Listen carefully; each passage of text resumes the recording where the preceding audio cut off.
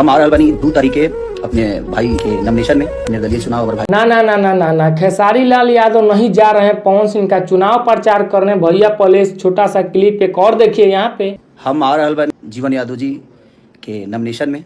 ये क्लिप देखने के बाद में आप सबको पता चल गया होगा कि खेसारी लाल यादव जी का जो सोशल मीडिया पे वीडियो वायरल हो रहा था कल से लेकर आज तक अभी तक, कि पवन सिंह के चुनाव प्रचार में जा रहे हैं खेसारी लाल यादव और पवन सिंह को हराने वाला कोई पैदा ही नहीं हो गया है।